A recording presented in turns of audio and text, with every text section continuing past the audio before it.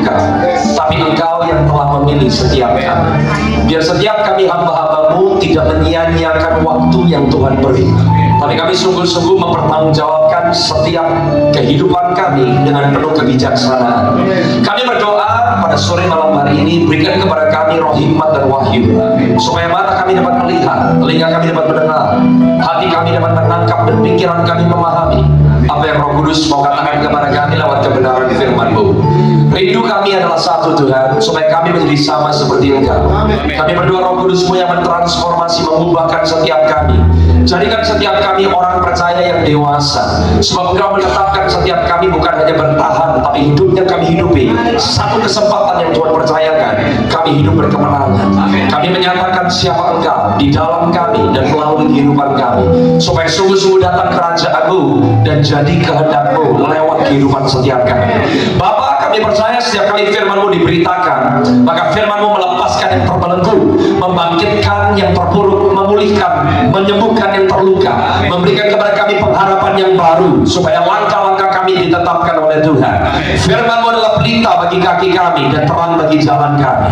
Terangi jalan kami, Tuhan, di tengah-tengah dunia yang gelap ini. Kau menempatkan setiap kami untuk menjadi terang, dan terang tidak bisa disembunyikan. Kota yang terletak di atas gunung tidak bisa disembunyikan.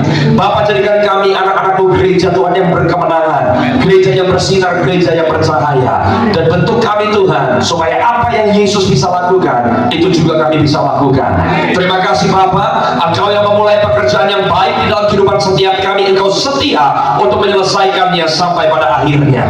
Di dalam nama Yesus kami berdoa. Sungguh-sungguh apa yang belum pernah kami lihat dengan mata kami, yang belum pernah kami dengar dengan telinga kami, yang belum pernah timbul di dalam hati kami, Tuhan, Kau kerjakan bagi setiap kami yang mengasihi Engkau dan yang terpanggil sesuai dengan rencana rancangan Tuhan yang sempurna. Terima kasih ya Bapa, permuliakan nama-Mu, dan kami percaya firman yang kami dengar pada malam hari ini mentransformasi kehidupan kami. Biar langkah-langkah kami tidak akan sama seperti kami datang ke tempat ini, tapi kami pulang membawa bekal yang baru, kami pulang membawa api yang baru, dan kami percaya sungguh-sungguh Tuhan, jika Allah ada bersama dengan kami, tidak ada yang dapat menghentikan langkah kami. Jika Allah bersama dengan kami, tidak ada yang dapat bertahan melawan kami. Terima kasih ya Bapa, Roh-Mu yang besar ada di dalam setiap kami. Terpuji nama-Mu dari kekal sampai kekal selama-lamanya. Di dalam nama Tuhan Yesus Kristus, setiap saudara yang siap untuk menerima kebenaran firman Tuhan, mari sama-sama katakan amin. Come on, berikan tepuk tangan yang meriah buat Tuhan Yesus. Silakan duduk dalam hadirat Tuhan. Selamat malam dan shalom saudara. Sungguh sukacita yang besar saya boleh melayani kembali tempat ini untuk persekutuan dalam dirawat. Kiranya Tuhan Yesus memberkati setiap saudara, dan saya berdoa firman yang saudara dengar sungguh-sungguh menjadi bekal buat setiap kehidupan saudara. Mari buka firman Tuhan bersama-sama dengan saya dari Yohanes pasal ke-21. Saya akan memulai dari ayat yang 15 dan selanjutnya. Dan malam hari ini saya membagikan kepada saudara bagaimana menjadi orang-orang percaya yang sungguh-sungguh berkemenangan di tengah-tengah tantangan zaman.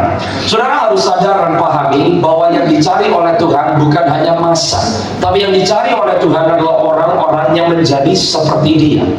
Saudara, Tuhan Yesus tidak tergila-gila dengan orang yang mengikuti Dia.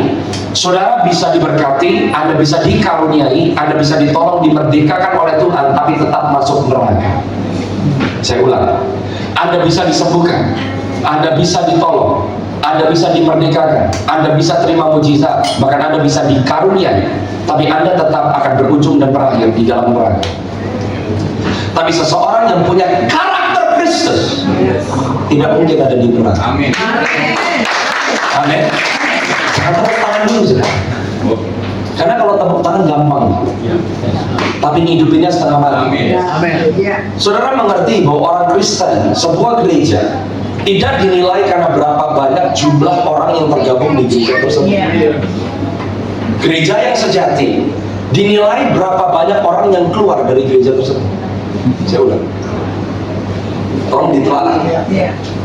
Sebuah gereja keberhasilannya tidak dinilai karena berapa orang yang masuk ke dalam gereja tersebut. Tapi keberhasilan sebuah gereja dinilai karena berapa banyak orang yang keluar dari gereja itu. Masalahnya sekarang banyak orang keluar karena berontak, banyak orang keluar karena berantem, banyak orang sekarang cari gereja. Yang Anda cari bukan gembala, yang Anda cari pengkhotbah. Kalau yang saudara cari pengkhotbah, Anda bisa pindah-pindah gereja. Sekarang yang dicari orang adalah fasilitas. Yang mengikut Yesus 3,5 tahun Yesus melayani ribuan. Yang timpang berjalan, yang bisu berkata-kata, yang buta melihat, yang tuli mendengar. Tapi yang diputus keluar oleh Yesus 12. Keberhasilan pelayanan Yesus bukan berapa banyak orang yang ikut dia. Keberhasilan pelayanan Yesus berapa banyak orang yang diutus. Bayangkan kepemimpinan Kristus, nggak ada pemimpin seperti dia. Dia bangkit dari antara orang mati di dalam keadaan tubuh yang sudah dipermuliakan, tangannya berlubang, kakinya berlubang, nggak ada darah keluar, full of light, glory. Yesus nggak bisa mati karena dia mengalahkan maut. Bayangkan seorang yang tidak bisa mati dengan segala kuasa di tangannya. Bayangkan jika Yesus tidak pernah terangkat ke surga, hari ini satu dunia takluk di tangannya. Tapi dia pilih pergi. Mana ada pemimpin yang penuh dengan kuasa, dengan rela dia lepaskan kekuasaan. Yang ada pemimpin dunia, Alexander the Great, Napoleon, Anda bisa belajar tentang Genghis Khan, Anda bisa belajar tentang Julius Caesar. Pemimpin-pemimpin yang paling terkemuka di dalam dunia ini, di puncak kekuasaan mereka, yang mereka coba tahan adalah kekuatan dan kekuasaan mereka, tapi bukan Yesus. Saudara pernah bayangkan waktu Yesus bangkit dari antara orang mati, yang perlu melihat jasadnya yang kembali hidup adalah Pontius Pilatus, Kayafas, dan Herodes. Tapi Yesus tidak pernah menampakkan diri kepada mereka. Pernah bertanya, kenapa? Dia menampakkan diri kepada murid. Dia tak peduli sama orang yang menurut kita perlu melihat bukti bahwa orang yang mereka salibkan dan bunuh adalah Tuhan yang benar dan Tuhan yang hidup. Tapi yang dia hampiri murid, yang dia hampiri orang-orang yang separuh gagal tapi dipanggil dengan namanya, yang dijadikan sama seperti dia. Maka Yesus berkata, lebih baik aku pergi, karena kalau aku pergi, yang terima faedah dengan kepergianku adalah kamu. Karena Yesus tidak rela dipermuliakan jika murid-muridnya tidak dipermuliakan bersama dengan dia. Tapi kalau saudara perhatikan hidup seorang murid, tidak ada satu pun dari murid Yesus yang mati di dalam keadaan nyaman. Semuanya mati martir. Oh, seorang murid Kristus, kalau Anda betul-betul mengikut Yesus, Anda tidak dinilai karena kamu diberkati. Saya ada berita buat saudara, kalau kamu diberkati, kamu diberi oleh Tuhan, kamu ditolong oleh Tuhan, bukan karena kamu Kristen, hanya karena kamu orang, bukan tikus, bukan kucing, bukan anjing. Barang siapa berseru kepada nama Tuhan, Alkitab berkata kamu pasti kau diselamatkan. Nah sekarang banyak orang merasa saya Kristen. Kenapa kamu Kristen? Saya Kristen karena hidup saya diberkati. Saya Kristen karena saya ditolong oleh Tuhan. No, kamu Kristen bukan karena apa yang kamu bisa terima dari Tuhan. Sebab yang menjadi ukuran orang Kristen bukan karena kamu terima sesuatu dari Tuhan. Ukuran orang Kristen adalah kamu bisa memberikan sesuatu untuk Tuhan yang kamu kasih. Saudara perhatikan baik-baik. Kalau Anda berkata saya Kristen, kenapa kamu Kristen? Saya datang ke gereja. Anda ada di dalam rumah Tuhan, Anda di dalam rumah Bapakmu. Karena Anda menerima warisan rohani, Anda ada di dalam gereja bukan karena Tuhan yang menerima sebuah benefit. Bukan Tuhan yang terima keuntungan dengan kehadiran saudara ada di dalam gereja. Saudara ada di dalam rumah Tuhan, yang terima warisan di dalam rumah Tuhan, keuntungannya buat saudara.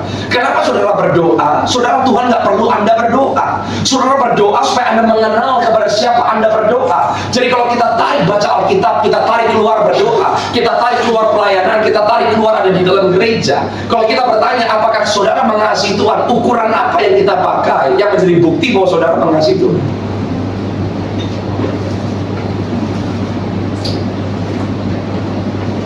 Seorang murid bukan karena saudara mendapatkan semuanya, karena engkau kehilangan semuanya. Itu ukuran murid.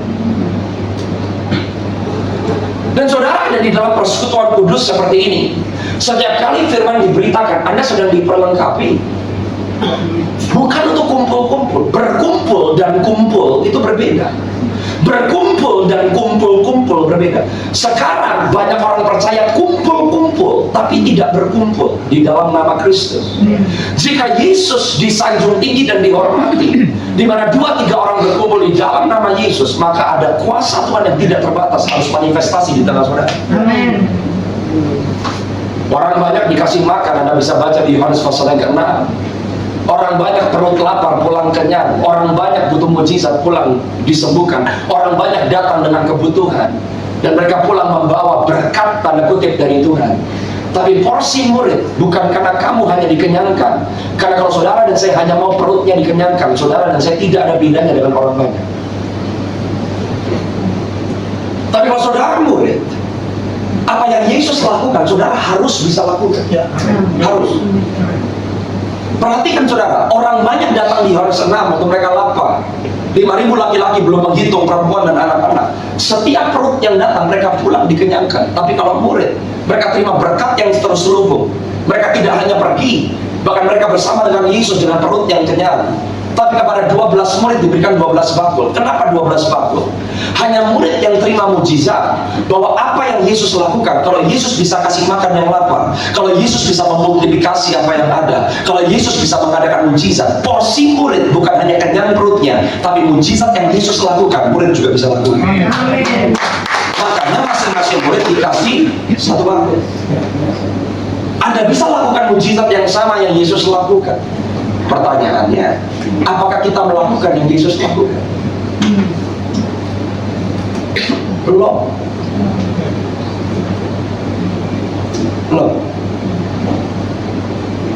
Murid bekerja, yang bagiin roti, yang bagiin ikan itu murid. Yang pontang-panting kiri kanan itu murid. Ada porsinya melayani, saudara. Ada porsinya saudara harus memberi yang terbaik.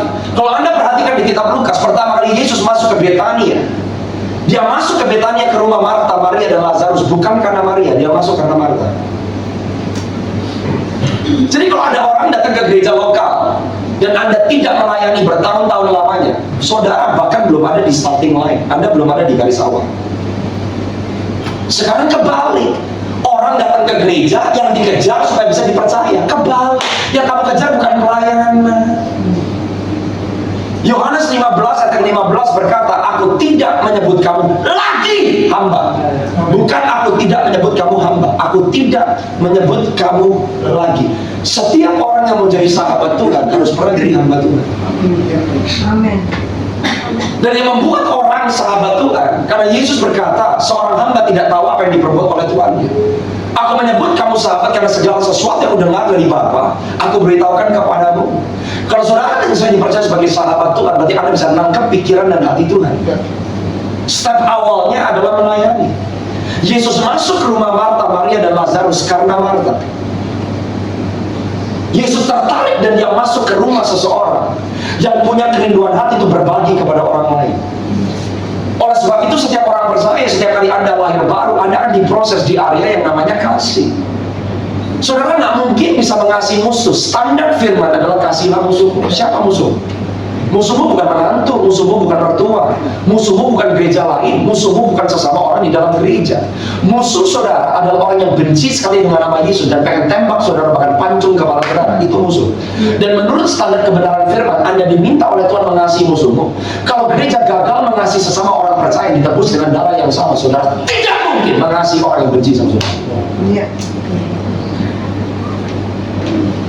1 bulan yang lalu 70 kepala terguling di Kongo, orang Kristen dipancung, dibabat habis di dalam gereja. Dan kepada orang-orang yang memancung 70 orang itu musuh, dan Tuhan perintahkan kasih mereka. Sedangkan bagaimana kita berlaku di dalam rumah Tuhan, bagaimana kita berlaku kepada sesama saudara seiman, kita mau diperlakukan kayak bos.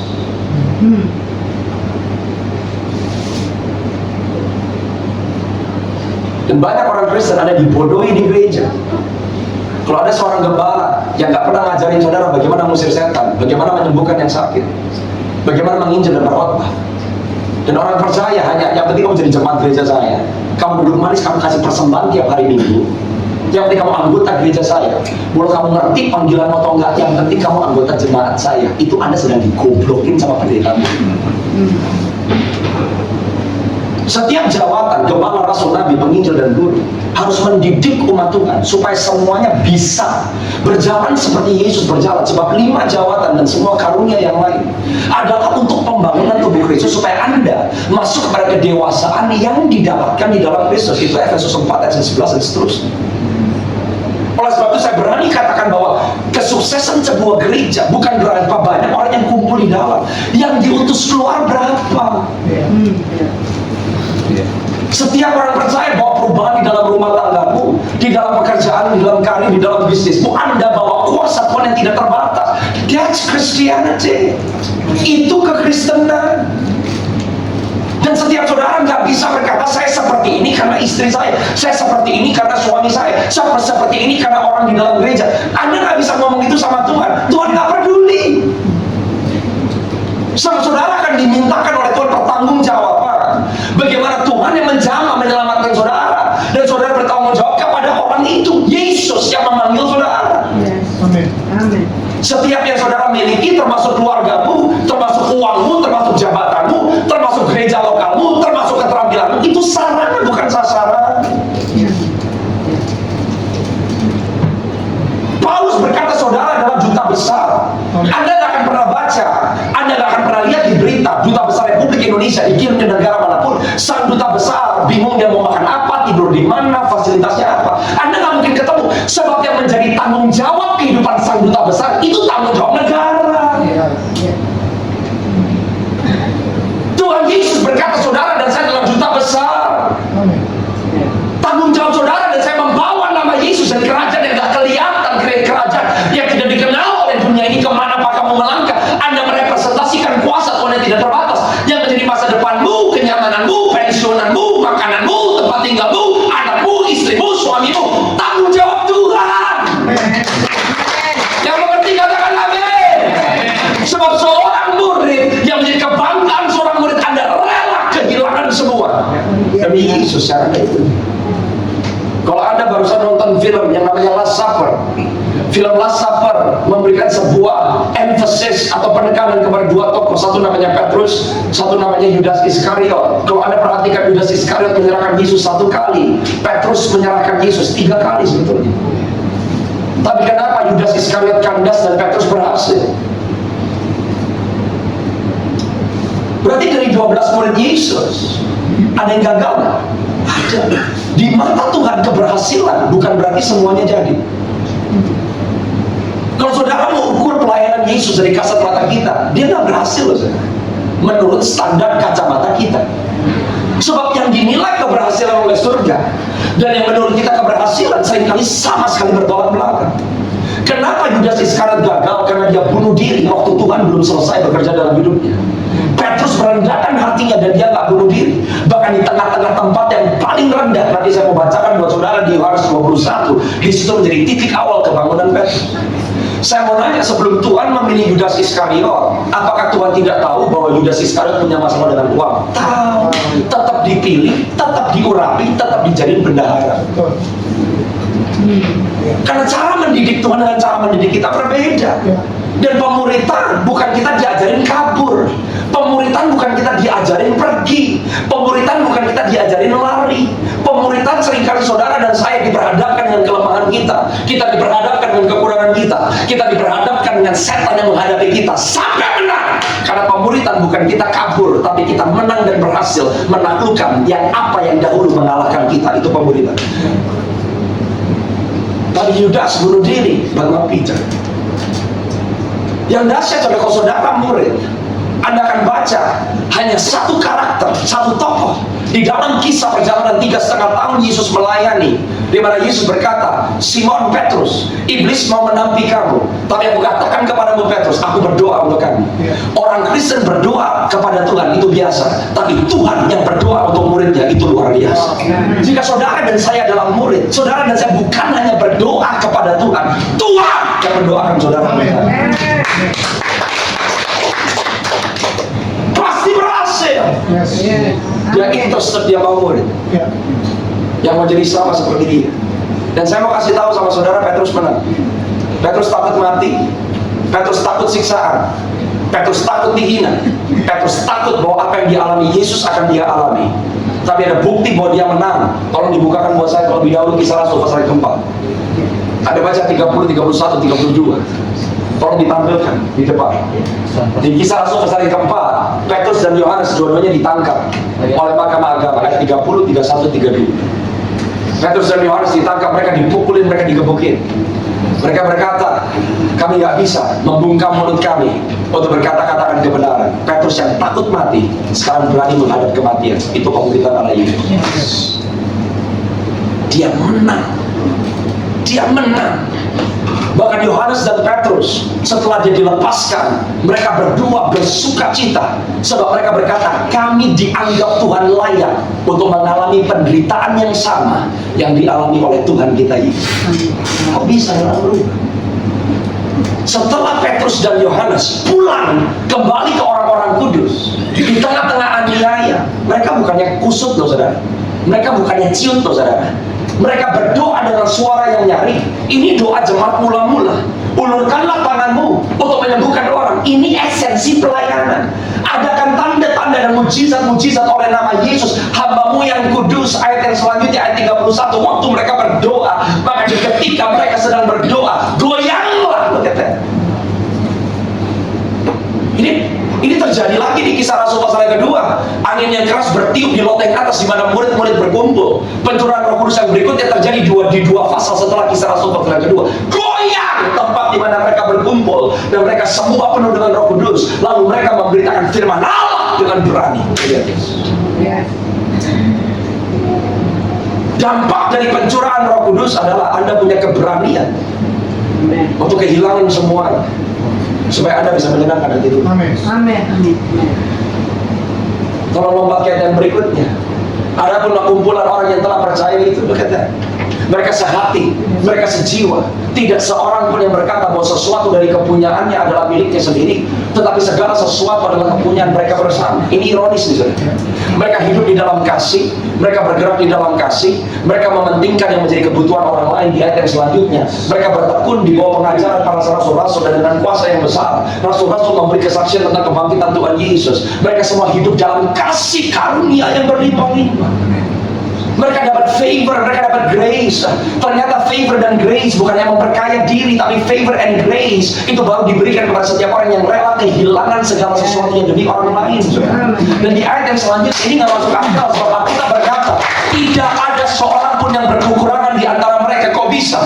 Anda lepas semua yang Anda miliki, Anda lepas kebutuhan sendiri, Anda lepas yang Anda miliki demi kepunyaan orang lain. Seharusnya kalau Anda lepas apa yang Anda miliki, Anda semakin kekurangan. Tapi Alkitab berkata, meskipun mereka melepaskan apa yang mereka miliki untuk kepentingan orang lain, tidak ada seorang pun yang berkekurangan di antara mereka. Ternyata kalau Anda mau kelimpahan, semakin Anda tahan, semakin Anda simpan, semakin kamu akan melarat. Tapi semakin kamu melepaskan, semakin Anda dan saya belajar konsep yang namanya kasih. Tidak ada satu orang pun yang berkekurangan di antara mereka, karena semua orang yang mempunyai tanah atau rumah menjual kepunyaan itu, dan hasil penjualan itu mereka bawa supernatural provision terjadi. Maka saudara harus sadar kalau orang murid, Anda dibawa kepada cara hidup Yesus supaya untuk Anda menghidupi realita Yesus di tengah-tengah dunia yang semakin merosot. Hidup saudara nggak semakin merosot. Di situ baru orang yang ada di dalam dunia yang membutuhkan pengharapan akan melihat kepada setiap orang percaya dan berkata, aku mau ikut kamu sebab aku lihat Tuhan menyertai kamu. Makanya yang dibawa oleh Tuhan Yesus adalah realita kerajaan yang sama sekali berbeda. Saya kasih bukti satu lagi. Coba dibuka Kejadian 1:26 dan 28. Saya bersyukur bahwa persekutuan doa ini punya hati untuk jiwa-jiwa. Amin. Tapi saudara, saya mau challenge saudara, doakan yang sakit, lepaskan yang kerasukan setan. Be filled with the Holy Spirit, supaya setiap orang percaya ada di dalam persekutuan doa ini, Anda sungguh-sungguh berfungsi. Karena saudara dan saya cuma punya satu kesempatan untuk menyenangkan hati Tuhan. Menyenangkan hati Tuhan tidak bisa dilakukan di surga. Menyenangkan hati Tuhan dilakukan kapan saudara? Nah, problemnya sama Marta adalah di kebablasan. Dia jadi marah sama Tuhan Yesus.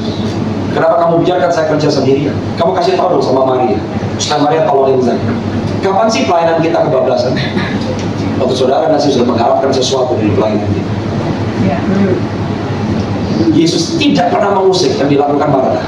Sampai Marta yang komplit dan mulai menyalahkan Tuhan. Berapa banyak saudara dan saya terjebak di dalam pelayanan. Waktu hati kita sudah tidak ada di tempat yang tepat, maka pelayanan kita sudah bergeser keluar dari jalur Tuhan.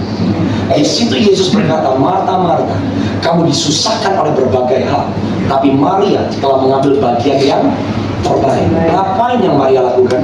Dia duduk di kaki Yesus. Tapi siapa bilang Maria nggak berkorban? Anda harus baca di kitab Yohanes. Sebab yang membuka minyak narwastu dan menumpahkan minyak yang mahal itu bukan Marta, itu Maria. Kalau hati saudara dan saya ada di tempat yang tepat, yang Anda rela berikan yang paling mahal dalam hidup. Untuk orang Ibrani, perempuan Ibrani, mereka cuma punya satu minyak narwastu, dan minyak itu mereka simpan sampai mereka menikah. Jadi waktu Maria memecahkan minyak narwastu dan mencuci kaki Yesus dengan minyak tersebut, yang dia korbankan adalah calon suami dan pernikahan masa depan.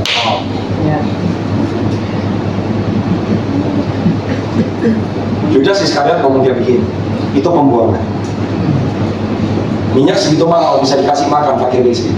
Jawaban Yesus, fakir miskin akan selalu ada padamu, tapi aku tidak akan selalu ada padamu.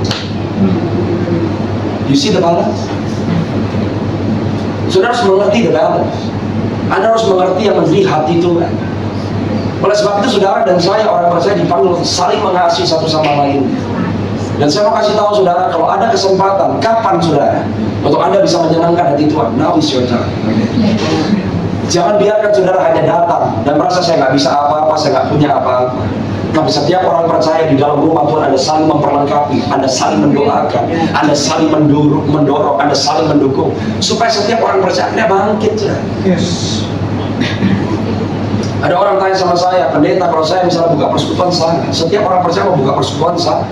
Tapi masalahnya tidak semua orang percaya diberikan karunia dan kemampuan memimpin dan mengembalakan. Kamu nggak bisa menjadikan sebuah beban sebagai panggilan, sebab beban dan panggilan itu berbeda. Banyak orang terbeban, tapi kalau kamu mengambil sebuah beban jadi panggilan, hidupmu terbebani. Setiap panggilan disertai dengan pengurapan, bukan hanya pengurapan, tapi ada penyediaan. Orang jadi gembala bukan karena terbeban. Dan sekarang banyak gereja dibuka tapi nggak pernah dibuka oleh Tuhan. Untuk seorang bisa mengembalakan, kamu punya karunia untuk bisa mengembalakan. Kalau orang nggak punya karunia mengembalakan, bagaimana cara untuk mengembalakan? Dimanipulasi.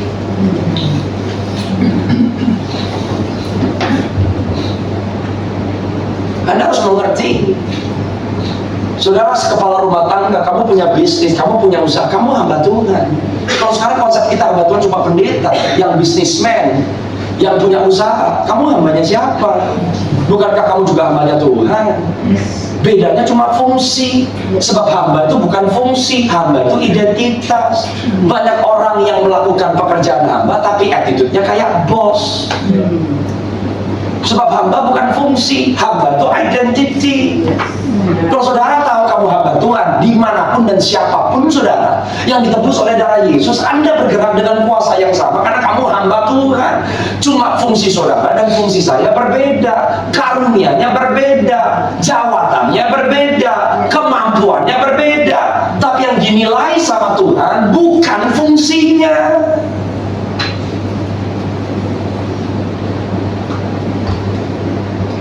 Saudara pernah paham nggak Matius 25? Orang yang dikasih 1 talenta, 2 talenta, 5 talenta. Yang satu dikubur. Dan Tuhan bilang kamu hamba yang jahat. 2 jadi 4, 5 jadi 10, betul? Waktu 1 talenta yang dikubur diambil kembali oleh Tuhan Yesus, saya tanya, dikasih ke yang mana? Yang 5. Kenapa dikasih yang ke-5? Kalau mau pakai matematika, 2 jadi 4, 5 jadi 10. Yang 4 tambah 1 jadi 5, sekarang 5 jadi 10. Sekarang yang 2 jadi 4 bisa sama seperti yang 5 jadi 10. Tapi kenapa yang satu yang diambil oleh Tuhan dikasih yang 5 jadi 10? Di situ Tuhan jelaskan sama saya, kapasitas setiap orang berbeda. Tapi yang dinilai oleh Tuhan bukan kapasitas, yang dinilai kesetiaan. Makanya upah yang 2 jadi 4, yang 5 jadi 10, upahnya sama. Upahnya sama karena yang dinilai kesetiaannya, tapi tetap kapasitasnya berbeda. Saudara dan saya nggak perlu ngiri sama kapasitas orang lain. Lakukan bagianmu dengan benar. Amin. Amin. Amin. Yang mengerti katakan amin. Yang mengerti katakan amin. Kita berkata betul. Ini perhatiin, saudara. Nanti saya janji saya akan nyampe ke Yohanes 21. Nggak tahu saya kapan saya bisa nyampe ke sini. Alkitab berkata, berfirmanlah Allah, baiklah kita menjadikan manusia. Berapa? Berapa manusia? Satu manusia. One. Allah menciptakan satu orang, manusia. Setiap orang percaya yang lahir baru, Anda direstorasikan kepada identitas Tuhan. Oleh sebab itu Anda harus mengerti bahwa kekristenan saudara tidak ditentukan karena orang lain. Kalau kekristenan saudara ditentukan oleh orang lain, nanti kamu nggak pernah dibangun di atas Yesus. Kamu dibangun di atas hamba Tuhan, kamu dibangun di atas pelayanan, kamu dibangun di atas sinode, kamu dibangun di atas perkumpulan. Orang lain bisa kandas, tapi imanmu di dalam Kristus nggak pernah bisa kandas. Saya nggak bisa ngerti kalau orang karena kecewa sama hamba Tuhan, kecewa sama gereja, tapi Anda bisa marahnya sama Tuhan. Orang yang salah, kenapa Anda salahinnya Tuhan? Baiklah kita menjadikan manusia. Wow. Lucu. Tuhan berkata baiklah kita. The fullness of God. Konsep keluarga, Bapa, Anak, dan Roh Kudus. Ini fungsi keluarga. Bapa ada, anak ada. Siapa Roh Kudus? Penghibur, pengajar, penasehat. Ini fungsi ibu. Setiap orang percaya lahir baru di dalam Kristus. Anda bisa datang dari keluarga yang paling berantakan, tapi yang pertama direstorasikan kepada setiap orang yang lahir baru. Itu konsep keluarga. Kamu diterima, kamu dikasih, kamu dilayakan.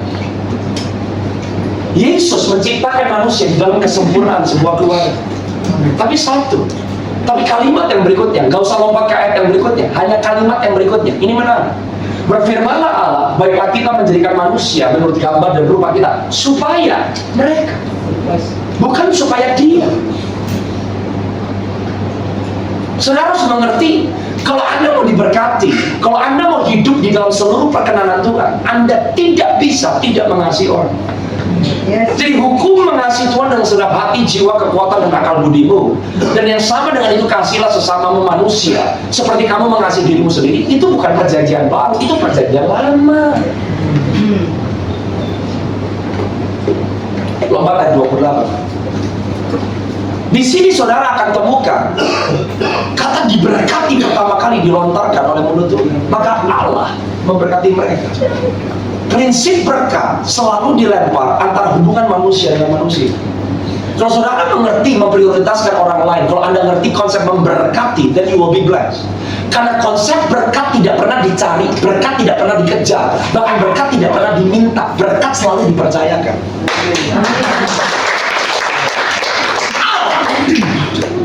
Sebelum Tuhan ngomong kepada Adam tentang destiny manusia, berkat dikirim dulu. Amin. Makanya manusia diciptakan di hari yang keberapa? 6. Makanannya diberi, tempat tinggalnya diberi, bahkan pekerjaannya diberi. Baru manusia ini diciptakan. Kalau Anda mengerti siapa kamu di dalam Tuhan, berkat tidak perlu kamu minta, berkat tidak perlu kamu kejar. Sebab berkat selalu disertai dengan tanggung jawab. Orang percaya yang menduduki tanggung jawabnya, berkat Tuhan pasti menyertai saudara. Maka yang dahsyat Mazmur 133 dan ketiga nggak usah dibuka, berkata, maka Allah akan memerintahkan berkat. Amin. Saudara dan saya harus hidup di bawah berkat yang diperintahkan. Kalau berkat diperintah, Anda bisa ada di tempat yang paling apes sekalipun, tapi perkenanan Tuhan tidak pernah luput dari sana. Memerintahkan berkat. Dan saudara lihat di ayat 28 ini, saya bisa kupas dengan beberapa sisi. Dan saudara dan saya bisa melihat bahwa semua konsep perjanjian baru di dalam Kristus ada di sini. Yang pertama dikatakan beranak cucu. Di bahasa Inggrisnya sangat jelas, be fruitful. Yohanes 15 berkata, Tuhan mau kamu berbuah, bukan hanya berbuah banyak, tapi berbuah sangat banyak. Kalau saudara tidak mengasihi orang, Anda tidak bisa berbuah sebagai orang percaya. Yes. Ini pentingnya komunitas gereja lokal, tapi bukan dengan konsep hanya sebagian yang melayani. Anda duduk diam nggak ngapa-ngapain, nggak ada ceritanya. Anda diminta untuk multiply. Anda menghasilkan orang-orang yang sama seperti saudara, karena Anda mirip Kristus, termasuk punya anak. Kenapa ada seringkali orang meminta sesuatu tidak diberikan oleh Tuhan? Karena Tuhan tahu kamu nggak bisa mempertanggungjawabkan. Daripada kamu dikasih nggak bisa tanggung jawab, mendingan nggak dikasih. Karena kalau kamu dikasih nggak bisa tanggung jawab, kamu harus bertanggung jawab. Dan yang menjadi upah dari ketidakadanya tanggung jawab itu sakit dan berat. Daripada kamu ngerengek dikasih malah kamu celaka, lebih baik kamu nggak dikasih. Yes. Yes. Amin. Jadi yang harus diperlebar adalah kapasitas kita untuk bisa dipercaya. Amin. Amin. Latihannya di mana?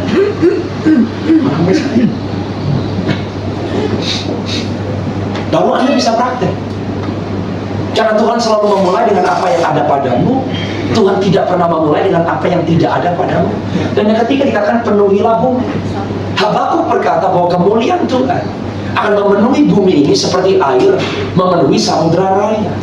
Saudara dan saya dipanggil oleh Tuhan di dalam setiap zaman supaya dunia ini dipenuhi dengan kemuliaan Allah. Nomor 4, taklukkan itu. Saudara dan saya harus mengerti bahwa musuh terbesar pemuridan bukan setan.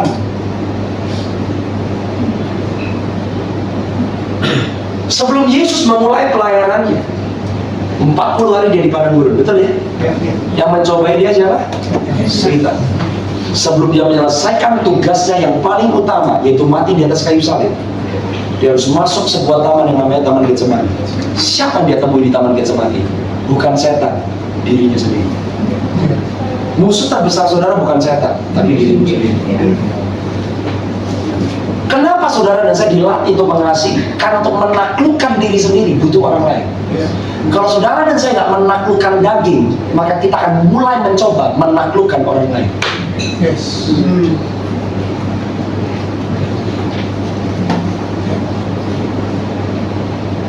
Makanya doa bukan merubah Tuhan juga.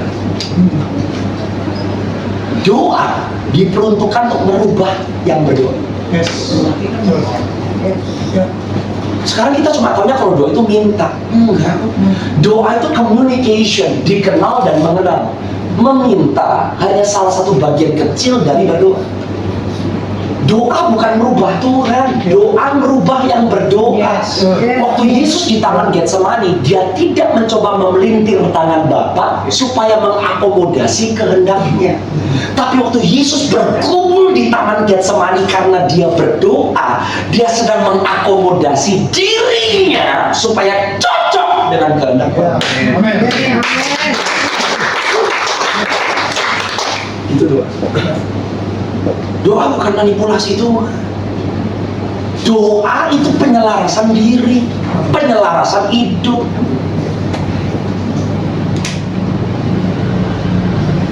Baru Tuhan berkata, berkuasa, kehendak Yesus, setiap orang percaya akan memerintah bersama-sama dengan dia. Amin. Tapi saudara dan saya nggak bisa memerintah bersama dengan Yesus kalau kita gagal di dalam satu kehidupan yang Tuhan percayakan kita di bumi. Malam hari ini saya mau challenge saudara, sudahkah engkau hidupi panggilan? Dan kalau kau mengasihi Yesus, apa yang sudah kamu lakukan untuk Tuhan? Gak bisa jawab setelah mati.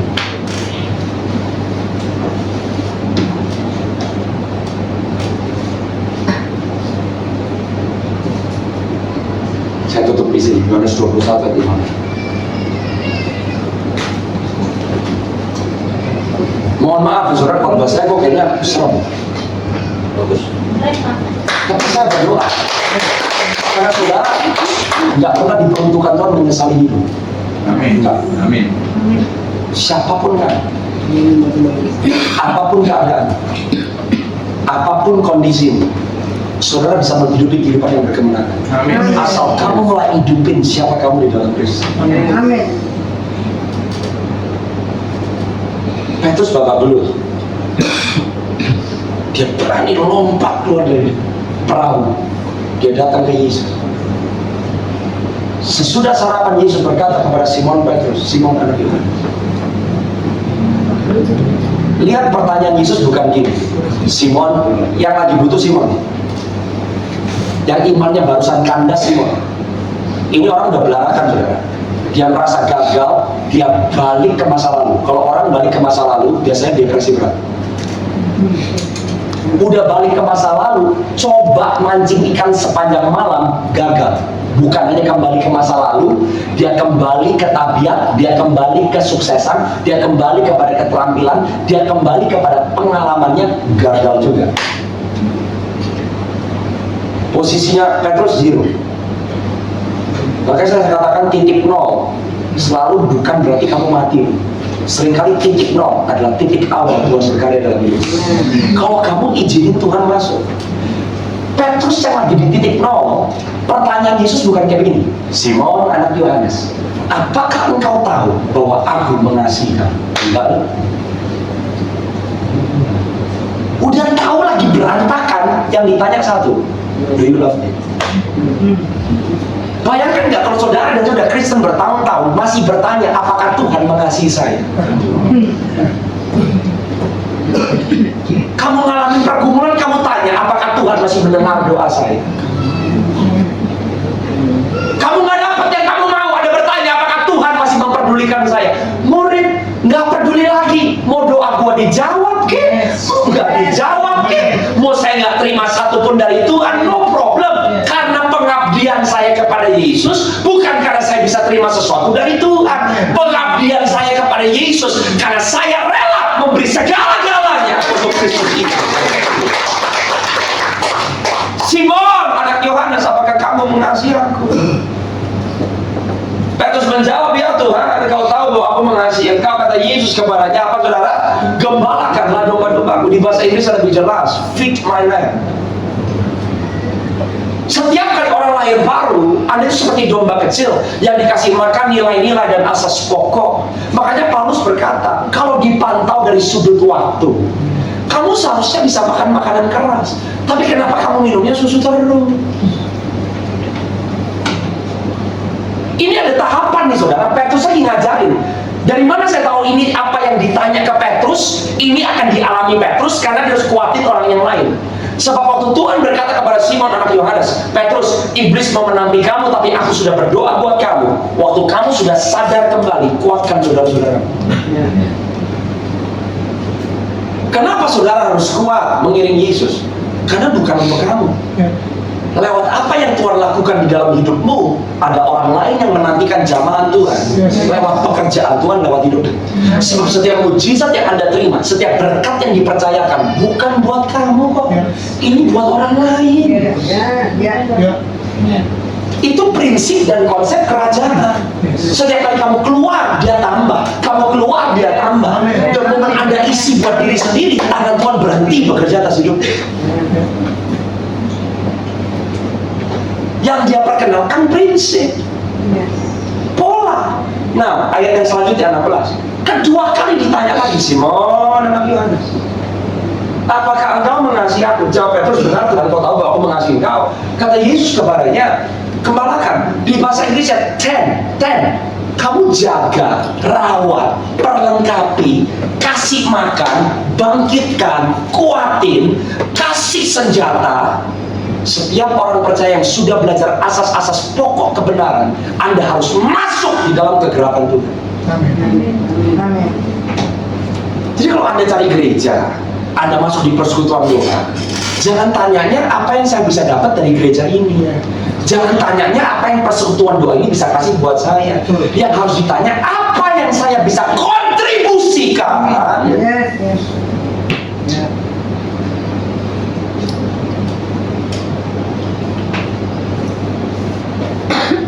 Saudara nggak akan ada di gerejamu selama-lamanya. Saudara nggak akan ada di persekutuan doa ini selama-lamanya. Selama Anda di persekutuan doa ini, selama Anda di gereja, Anda harus dapat bekal. Amin. Supaya kamu pergi. Sebab sekali lagi, keberhasilan sebuah kumpulan orang percaya bukan berapa orang yang masuk, berapa orang yang keluar, dan siapa yang keluar.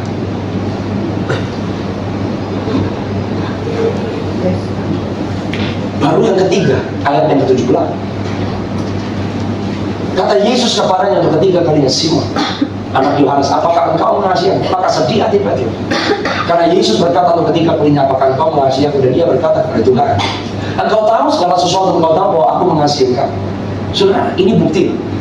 Saudara dan saya seringkali dalam perjalanan iman kita berkata kepada Tuhan, I love you, I love you, I love you. Ternyata di mata Tuhan kita belum mengasihi Dia. Dan bisa terima nggak? Karena kalau Yesus puas dengan kasih kita, nggak bisa kita yang ngomong. Harus puas ya Tuhan. Kan I love you. Mau nggak mau, you have to say ya bahwa aku mengasihi engkau. Nggak bisa. Jadi Yesus ini dengan lembut lagi ngomong sama Petrus. Kamu belum mengasihi aku, Petrus. Kasihmu akan diuji sampai ke tahap yang terakhir. Yesus berkata, gembalakanlah domba-domba. Sekarang di bahasa Inggrisnya, feed my sheep, bukan feed my lamb. Kamu kasih makan domba besar. Apa sih makanan yang saudara dan saya harus terima? Apa sih yang menjadi akhir dari hidup saudara dan saya? Mau tahu jawabannya? Ayat yang berikutnya. Ini.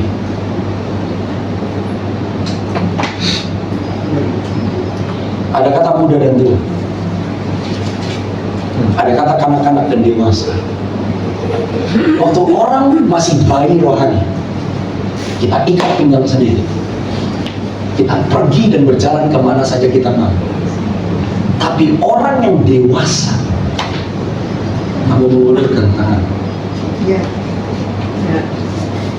Kamu diikat dan kamu dibawa ke tempat yang tidak dapat. This is Christianity. Sampai saudara dan saya masing-masing bisa berkata,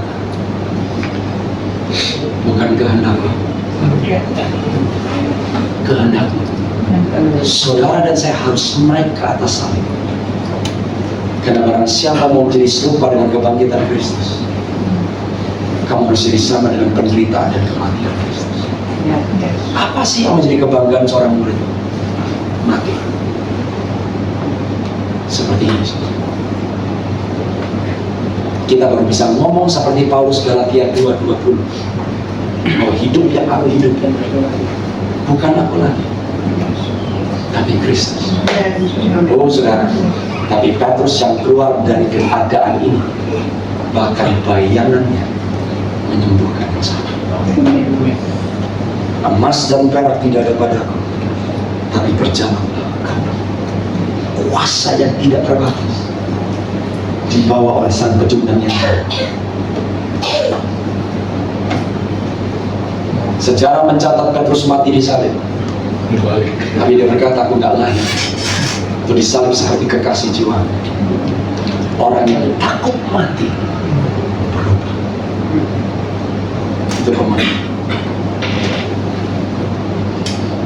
Saya mengajak saudara dan saya, siapapun engkau, berapapun umurmu, kita cuma punya satu kesempatan. Yes. Menjadi seperti Yesus. Amin. Apakah kita sungguh-sungguh mengasihi Tuhan? Kalau kita mengasihi Tuhan dan kita dikasihi Tuhan, ukurannya bukan apa yang kita bisa terima dari Tuhan, tapi apa yang kita bisa persembahkan di atas altar. Jika selalu ada korban, pasti ada api. Bagian Tuhan adalah mendatangkan api. Saudara dan saya nggak bisa datangin api. Tapi bagian saudara dan saya adalah taruh korban di atas altar. Makanya Paulus berkata, persembahkanlah tubuh sebagai persembahan yang hidup, yang kudus, dan yang berkenan. Sebab itu adalah ibadahmu yang sejati. Kamu jangan jadi sama seperti dunia ini, tapi berubah oleh pembaharuan budi, supaya kamu mengetahui apa yang baik, apa yang berkenan, dan apa yang sempurna. Kiranya memasuki masa Paskah ini, kita tidak bertanya apa yang Tuhan bisa lakukan untuk saya, tapi mari kita tanya masing-masing, apa yang kita mau berikan untuk hormat dan kemuliaan Tuhan. Amin saudara. Mari berdiri semua dalam doa.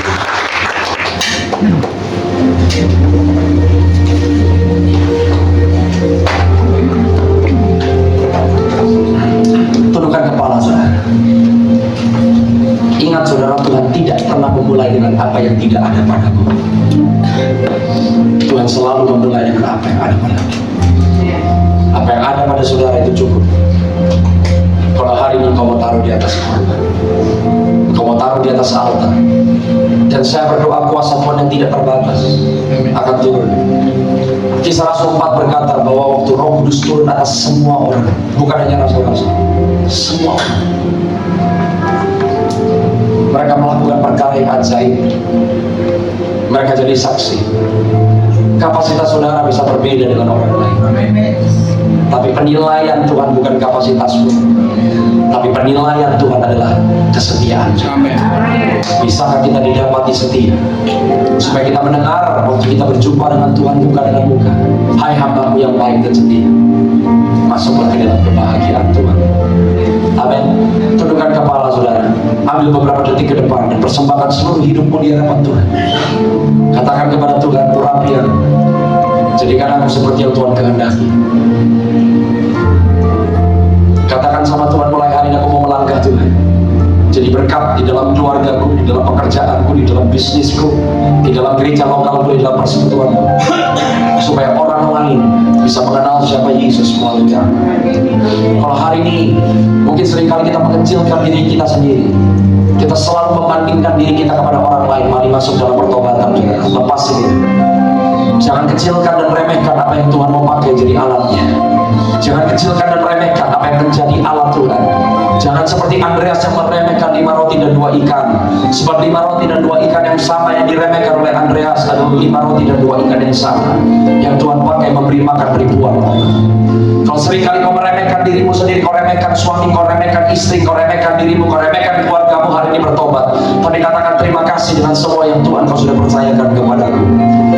Oh, aku berdoa di dalam nama Yesus, Roh Kudus-Mu menjamah setiap kami saat ini Tuhan. Selama saya merasakan ada beberapa hati yang sudah mulai dingin, yang kecewa dengan gereja, kecewa dengan pelayanan, kecewa dengan orang percaya. Hari ini hapus kekecewaan itu Tuhan. Berikan kepada kami semangat yang baru, sebab yang kami lakukan bukan untuk manusia tapi untuk Tuhan. Ajar kami memandang hanya kepadamu Tuhan. Ajar kami memandang hanya kepadamu. Ampuni kami kalau seringkali kami seperti Martha. Kami kecewa karena kami nggak menerima yang menjadi pujian orang, kami nggak menerima yang menjadi topangan orang, kami nggak menerima apa yang kami harapkan dari orang lain. Ampuni kami Tuhan. Tapi hari ini kami berdoa, kami mau melakukan segala sesuatunya dengan mata yang tertuju kepada Tuhan. In the name of Jesus, aku berdoa saat ini, buka hatimu saudara, buka hatimu saudara, persembahkan seluruh hidupmu di dalam nama Yesus. Aku berdoa yang merasa insignifikan, yang merasa tidak memiliki apa-apa, hari ini kami mengerti bahwa Tuhan telah menetapkan setiap kami dan Engkau telah memilih setiap kami. Kami ada di masa yang seperti ini, kami hidup di tahun ini, kami ada untuk waktu yang seperti ini sebab Tuhan telah menetapkan dan menetapkan setiap kami. Dan kami berdoa di dalam nama Yesus, setiap kami yang ada di persekutuan doa ini akan bukan hanya berbuah, tapi berbuah sangat banyak, bahkan berbuah sangat lebat untuk hormat dan kemuliaan nama-Mu. Aku berdoa, pusat nafas Roh Kudus turun atas tempat ini Tuhan. Orang-orang yang sakit disembuhkan, yang terbelenggu dilepaskan, orang-orang mengalami perjumpaan, pemulihan terjadi di rumah tangga lepas rumah tangga, hubungan orang tua dengan anak yang retak akan dibangun kembali di dalam nama Yesus. Oh haleluya, syabakana nama dirimu syukur. Aku berdoa di dalam nama Yesus, orang yang patah semangatnya akan kembali menemukan jati dirinya. Orang yang patah semangatnya akan direstorasikan kembali kepada identitasnya. Terima kasih bahwa rumah ini akan dikenal sebagai rumah kesembuhan. Rumah ini akan dikenal sebagai rumah pemulihan. Rumah ini dikenal sebagai rumah kebangkitan. Haleluya.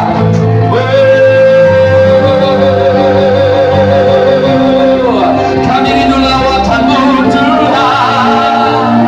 Kamu dengan suaramu sama dia saudara. Shalalamu shibebe shibebe.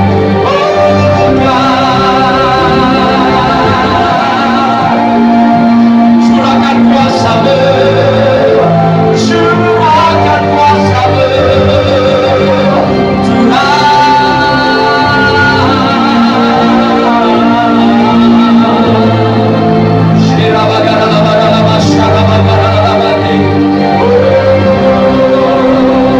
Kami memuji kebesaran-Mu.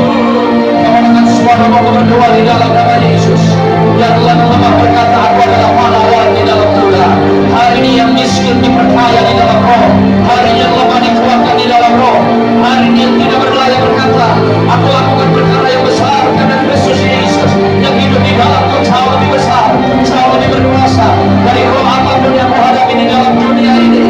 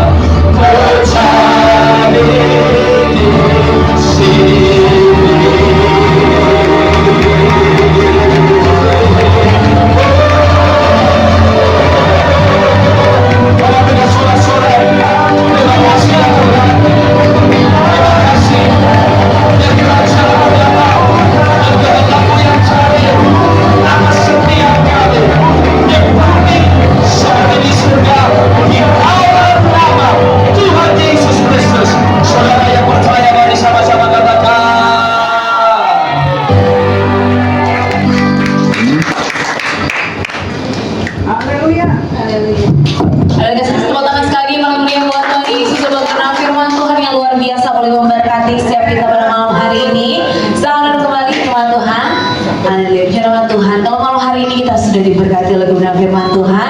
Maka dari itu